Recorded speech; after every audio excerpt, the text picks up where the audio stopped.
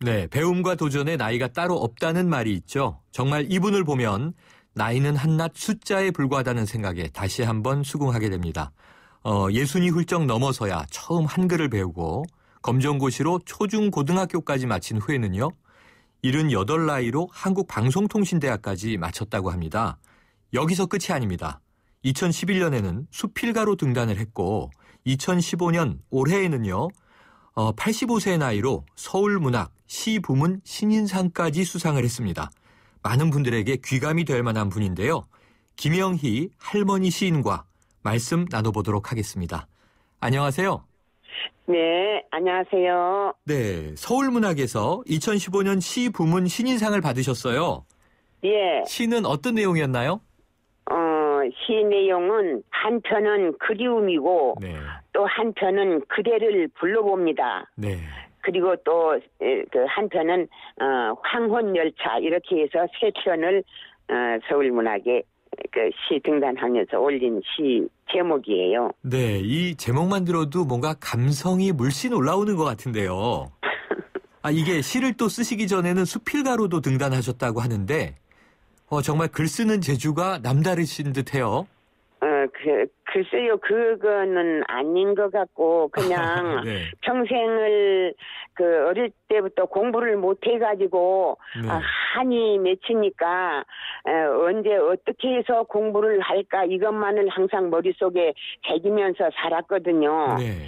그러다가 이제, 아이들 공부 다 시키고, 68이 되더라고. 68세가 돼서 네네. 이제 70세가 돼가지고 아이들이 엄마 이제는 돈 안 벌어도 되니까 엄마 학교 가세요. 이렇게 하면서 그 야간 학교를 동네 야간 학교를 가게 됐어요. 네. 그래서 이제 그 초등학교 중학교를 검정고시로 하고 그 다음에 이제 고등학교는 방송통신고등학교 3년을 하고 그래서 방송대학을 가고. 그렇군요. 그래서 계속 지금도 글은 쓰는 중이에요. 네. 그러면은요, 이렇게 늦은 나이에 다시 공부를 시작하시면서 처음 한글 공부할 때 어렵지 않으셨어요? 공부할 때 이제 그 우리나라 글이 이제 가나다라 연록줄이잖아요. 네.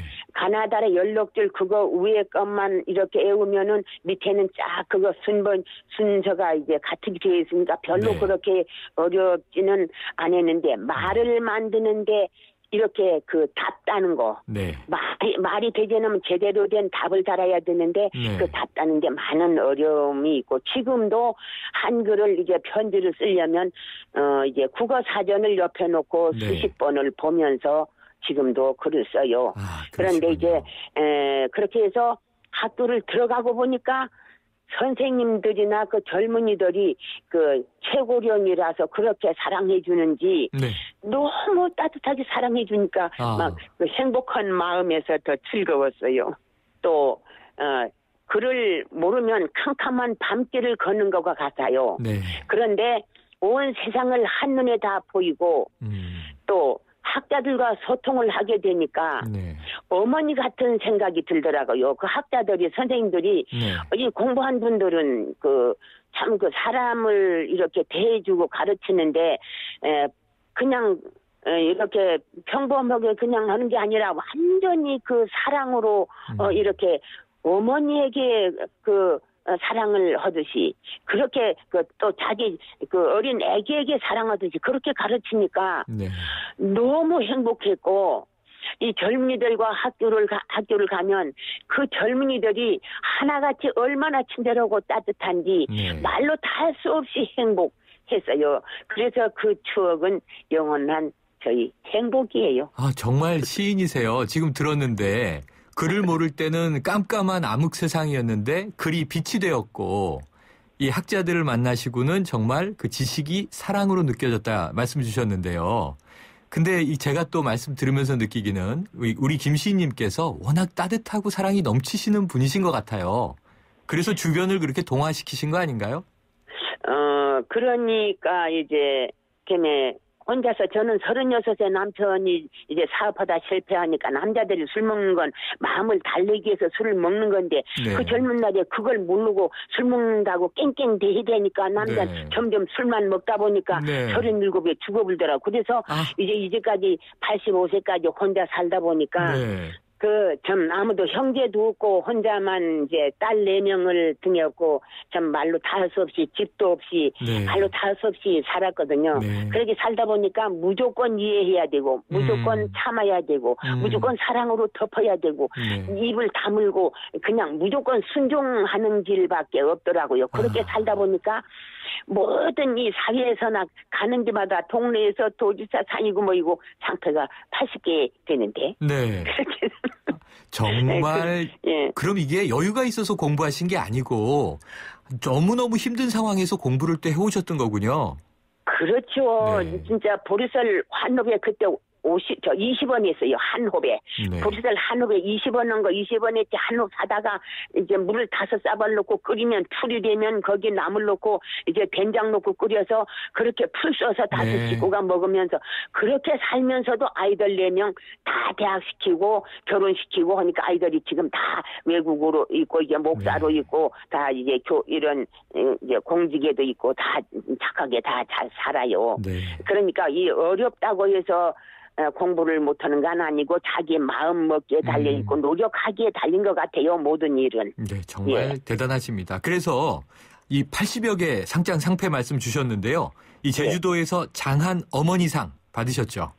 예, 장한 어머니 상도 받았고요. 네. 또 이제 제주도는 30년에 한 번 역사 인물을 골라서 책에 내요. 네. 그래서 이제 몇백 년이고 꾸준히 후세들에게 물려주는 그 책이 있는데 거기는 그거 있는 줄도 몰랐는데 네. 동네에서 그 역사 책에 올려서 역사 인물로도 되었고 또 이제 수기 대상도 받았고 이제 또 학교에서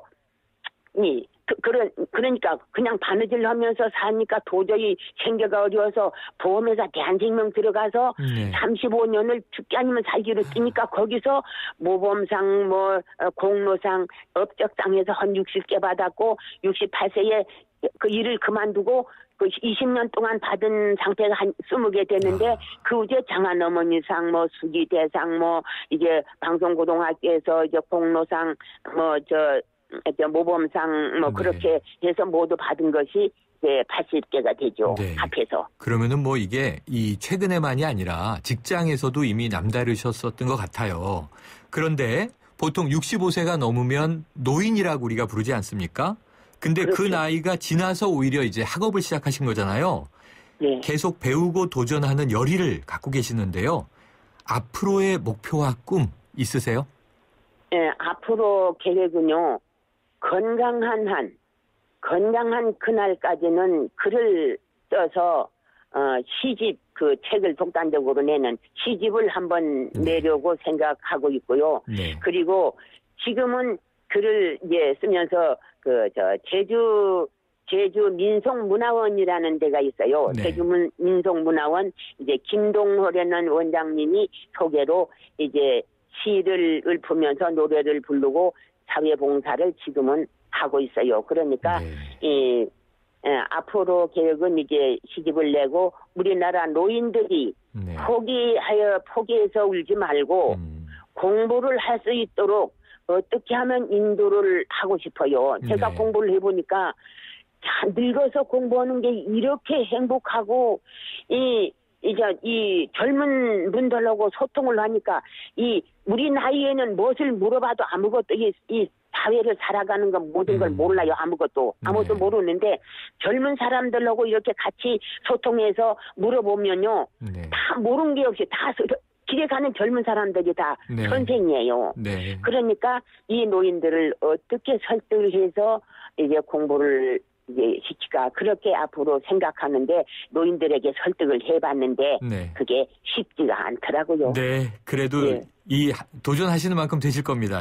김시인님 정말 목표하시는 멋진 시집 내시길 응원 드리고요. 사회봉사도 많이 해주시고요. 오늘과 같은 에너지 계속 좀 전해주세요. 오늘 말씀 감사합니다. 네, 고맙습니다. 네. 지금까지 김영희 할머니 시인이었습니다.